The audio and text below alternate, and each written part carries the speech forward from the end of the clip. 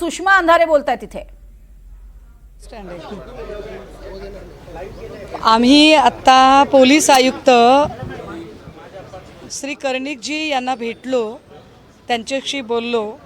माझ्यासोबत झाशीची राणी प्रतिष्ठानच्या रुपाली ठोंबरे, बिटिया फाउंडेशनच्या संगीताजी तिवारी, आमचे शिवसेना उद्धव बाळासाहेब ठाकरे पक्षाचे पदाधिकारी दत्ताजी गायकवाड, ऋषी वर्मा, आमच्या महिला पदाधिकारी स्वाती पाटील, असं आम्ही सगळेजण गेलेलो होतो। त्यांच्याशी बोललो। मात्र अडचण अशी आहे की त्यांनी फक्त पहिला FIR लिहून घेतलेला आहे। मात्र SIT FIRच्या 3 दिवस आधीच फॉर्म झालेली होती। त्यामुळे त्यांचं असं म्हणणं आहे की त्यांनी त्यांच्याकडे असणारं जे काही डॉक्युमेंटेशन आहे ते डॉक्युमेंटेशन SITकडे वर्ग केलेलं आहे आणि IO सुद्धा तिकडे गेलेले आहेत सूर्यवंशीजी। त्यामुळे या सगळ्या प्रकरणातली जी काही आत्ता तपासाची गती आहे किंवा आत्ता काय नेमकं आमची प्रश्न आहेत त्याची जी उत्तरं आहेत ती सगळी SITशी चर्चा केल्यानंतर मिळू शकतात। त्यामुळे आत्ता कदाचित मी आपल्याला इतकं काही ठोस सांगू शकणार नाही। आत्ता प्राईम फेजला फक्त आमचं त्यांच्याशी अतिशय प्राथमिक बोलणं झालेलं आहे आणि त्या प्राथमिक बोलण्यात एवढीच गोष्ट कळलेली आहे की तपास सगळा SITकडे वर्ग केल्यामुळे त्यांना त्याच्यावर काहीही भाष्य करता येणार नाही। सो बेटर वे की आधी SITला आम्ही जरा भेटून घेतो, बोलतो आणि मग आपल्याशी परत एकदा बोलतो। नाही, मुळामध्ये सुषमाताईंनी सांगितल्याप्रमाणे खरात ज्याच्यात आरोपी आहे तो गुन्हा नाशिक शहरने दाखल केलेला असून तातडीने तो तपास SITकडे गेलेला आहे। आम्ही मागणी केलेली आहे, म्हणजे झाशीची राणी प्रतिष्ठानच्या वतीने मी मागणी केलेली आहे की राज्य महिला आयोगाच्या अध्यक्षा यांना तात्काळ आपण अटक केली पाहिजे।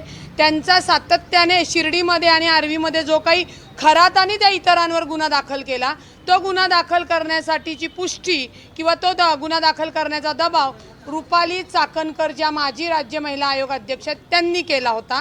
त्याच्यानंतर त्यांचा या शहर पोलिसांनी जो गुन्हा दाखल केला आहे त्याच्यामध्ये सातत्याने आपल्याला दिसते की महिलांना तिथे पाठवणे म्हणजे एवढी भयानक गोष्ट आहे की राज्य महिला आयोगाकडे आलेल्या पीडिता जेव्हा त्यांचं समुपदेशन होतं त्यावेळेला ते समुपदेशन होत असताना तुम्ही तुमच्या पत्रिकेतले ग्रह चेक करून बघा, असे असे बाबा आहेत, असा करून ते प्रकरण वर्ग केलं जात होतं। त्याच्यामुळे शहर पोलिसांनी जरी प्रकरण SITकडे दिलं असेल तरी यांच्याकडेही आम्ही कायदेशीर पद्धतीने निवेदन दिले की रुपाली चाकणकर यांना तातडीने अटक झाली पाहिजे आणि पुणे शहरामध्ये जे काही लोक आले होते, ज्यांनी कुठल्या सामाजिक कार्यकर्त्याला भेटले होते, ते प्रकरण का दाबलं गेलं, त्याच्यामध्ये किती आर्थिक देवाणघेवाण झाली याही तपासात गोष्टी येणं गरजेचं आहे आणि त्यांनाही गुन्ह्यात दाखल आरोपी करणं गरजेचं आहे। आता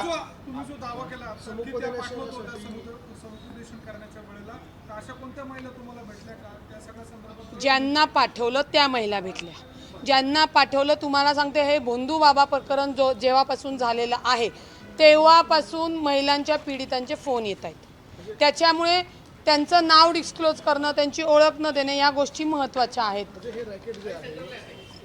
काही महिला तिथे जात होत्या आणि काही एजंटसाठी काम करत होते असा आरोप होतो। तुमचा असा आरोप आहे का रुपाली चाकणकर जे आहेत ते स्वतः हे रॅकेट चालवत होत्या किंवा त्याच त्या महिलांना तिथे पाठवत होत्या? जे समोर पुरावे आलेले आहेत, जी परिस्थिती आली आहे त्याच्यानुसार ते रॅकेट स्वतः रुपाली चाकणकर चालवत आहे ह्या परिस्थितीवरनं प्राथमिक दर्शवते। आता CP साहेबांना तो अधिकार नसल्यामुळे म्हणजे त्यांच्या कार्यक्षेत्राचा तो अधिकार त्यांना नसल्यामुळे ते त्याच्यात आम्हाला डिटेल माहिती देऊ शकत नाही। तेजस्विनी सातपुते देऊ शकतात का रुपाली चाकणकर यांना तुम्ही अजूनपर्यंत चौकशी केली नाही? त्यांच्याकडं सगळे रोज एका महिलेचे व्हिडिओ बाहेर येत आहेत।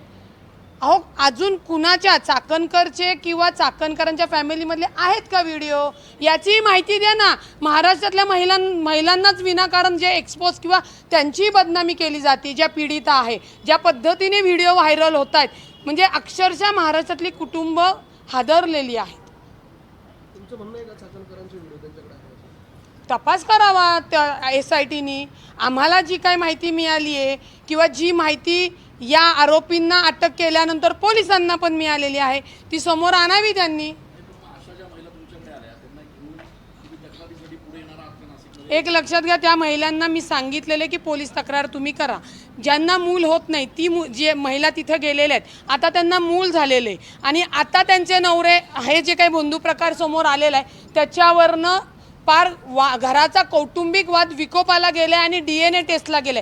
आपण समजतो कायदेशीर पद्धतीने न्याय मिळाला पाहिजे, पण हे होत असताना अनेक कुटुंब बर्बाद होत आहेत आणि त्याला जबाबदार हा बंधू बाबा आणि अनुषंगाने राज्य महिला आयोगाच्या माजी अध्यक्ष आहेत. त्याच्यामुळे त्या महिलांची जोपर्यंत तयारी होत नाही पोलीस स्टेशनला तक्रार करायची, मी त्यांना फोर्स करू शकत नाही. ज्यावेळी त्यांची मानसिक तयारी होईल, त्यांना चांगलं वातावरण वाटेल किंवा विश्वास वाटेल, तेव्हाच त्या महिला बाहेर पडणार आहे. आणि मी राजकारणासाठी किंवा याच्यामध्ये सांगण्यासाठी एखाद्या महिलेला इन्सेस करायला फोर्स करायला कायद्याने ते योग्य नाही.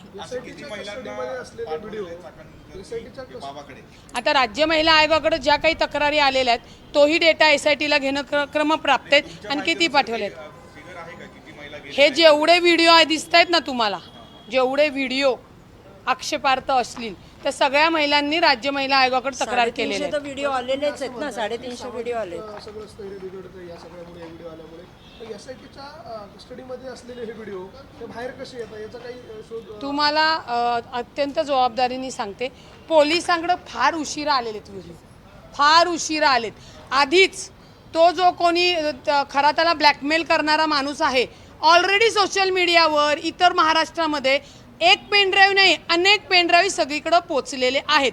जर स्वतः तृप्ती देसाई, हे बघा, गुन्हा दाखल झाल्यानंतर बंधूबाबाचा गुन्हा दाखल झाल्यानंतर आम्ही बोलायला लागलो, आम्हाला जेव्हा तुम्ही लोकांनी समोर आणलं मीडियाच्या माध्यमातून. परंतु तृप्ती देसाई जर स्वतःहून येऊन सांगतायत की मला वर्षापूर्वी किंवा 2 महिन्यापूर्वी हे व्हिडिओ आले होते आणि मी CMकडे पाठवलं, मी हॅव केलं, मी त्याव केलं. जर त्याच वेळी FIR झाली असती तर दिवसाला 2 आपण बघू अशा 150 महिला अत्याचारापासून वाचल्या असत्या. ती FIR का नाही झाली? कारण का तिथे अत्यंत मोठ्या प्रमाणात तोडपाणी झाली आणि ती तोडपाणी सुद्धा चाकणकर यांनी केलेली आहे. म्हणजे संविधानिक पदावर बसून आरोपीला वाचवणे, आरोपीच्या संगनमताने ते रॅकेट चालवणे, याच्यात त्या प्रमुख सह आरोपी कायद्याने होतात, कायद्याने. त्याच्यामुळे त्यांना अटक करून पुढचा तपास करणं गरजेचं आहे. SIT तिकडे उशीर होईल. ऐका ना, ऐका. हे जे प्रकरणात ज्या सामील आहेत रुपाली चाकणकर, त्यांनी ही तोडपाणी केली की खरातावर गुन्हा दाखल होऊ नये, ते प्रकरण उघडीस येऊ नये. ज्यांच्याकडे हे व्हिडिओ गेले त्यांच्यासोबत आर्थिक उलाढालाची तोडपाणी करण्यात आली. साधा सिंपल विषय. आणि तो किती कोट्यांमध्ये आहे ते SITनी त्याचा तपास करून आपल्यासमोर ठेवावं. पोलीस आयुक्तांना निवेदन दिलं, त्यामध्ये दीपक केसरकर यांना देखील आरोपी करावा अशी मागणी करण्यात आली. मी मगाशी मराठीत सांगून झाले. अभी हम यहाँ के पुलिस कमिश्नर साहब श्री संदीप कर्णिक जी से मिलने गए थे. उनसे हमने बात की, उनसे हमने अभी यह जो पूरी जो इंक्वायरी है उसकी किस दिशा में इंक्वायरी चल रही है इसके बारे में जानकारी लेने की कोशिश की. लेकिन उन्होंने कहा कि हमने सिर्फ FIR दर्ज करा ली थी, लेकिन उसके बाद यह जो सारी इंक्वायरी है वह SIT कमेटी को फॉरवर्ड की गई है, तो इसके बारे में हम अभी कुछ भी नहीं बोल सकते. बेटर वे कि आप SIT से इन सारे संदर्भ में आप पूछताछ कर सकेंगी. तो हम SIT को पूछ रहे हैं. रही बात आपकी दीपक केसरकर की, तो हम क्या बोल रहे हैं कि किसी का भी सिर्फ फ़ोटो होने की वजह से हम बात नहीं कर रहे हैं. कुछ जब पुख्ता हाथ में लगता है हम तभी बात कर रहे हैं. लेकिन इस सारे संदर्भ में मैं पार्टी ऑफिस से जो प्रेस कॉन्फ्रेंस करने जा रही हूँ उसमें मैं और ज़्यादा डिटेल से बात करूँगी और विद पेपर बात करूँगी. तब शायद मुझे लगता है कि आपके भी सारे सवालों के मैं जवाब दे पाऊँगी. फ़िलहाल मुझे SIT से हमें लगता है कि SIT से हम पहले बात करें और फिर आपसे बात करें. Thank you so much. आता सुषमा अंधारे या SITशी बोलणार आहेत, कारण SITची भेट घेतली जाईल आणि त्यानंतर काही गोष्टींबाबत स्पष्टता येईल असं त्यांनी म्हटलेलं आहे. मात्र माझ्याकडे जे पुरावे आहेत ते मी पत्रकार परिषद घेऊन सांगणार आहे, कारण संदीप कर्णिक यांच्याशी जी भेट झालेली आहे त्या भेटीदरम्यान त्यांनी आम्हाला या संपूर्ण प्रकरणात जास्त माहिती दिलेली नाही, कारण हे संपूर्ण प्रकरण SITकडे देण्यात आलेलं आहे खरात प्रकरणामध्ये. त्यामुळे आम्हाला माहिती ही SITकडनंच घ्यावी लागेल असे त्यांनी स्पष्ट केलं आहे.